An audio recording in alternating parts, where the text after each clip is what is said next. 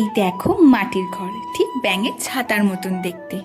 আজকে কি সুন্দর ঝলমলে রোদ উঠেছে। এটা দেখে আমি তো একদম খুশি হয়ে গেছি।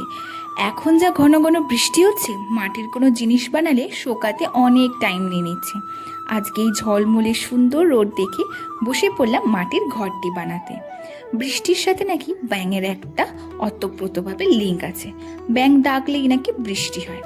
আমি জানি না ঠিক যে ব্যাঙ ডাকলে বৃষ্টি হয় নাকি, কিন্তু ব্যাঙের ছাতা নিয়ে একটি ঘর বানাচ্ছি। আচ্ছা, এটা দেখে কারা কারা আন্দাজ করতে পারছো এই ঘরটি আমি কী হিসাবে ব্যবহার করব? যারা বলতে পারবে নেক্সট ভিডিওতে তাদের নাম নেব। এইদিকে তোমাদের সাথে কথা বলতে বলতে রেডি হয়ে গেল। আর ভালো করে দরজা জানালায় একটু ছুরির সাহায্যে আঁকিবুকি করেই রোদ্রে দিয়ে দিলাম শোকানোর জন্য। এইদিকে এইগুলো শোকাক, দেখা হচ্ছে খুব তাড়াতাড়ি ফাইনাল লুক নিয়ে। ততক্ষণের জন্য সকলকে টাটা।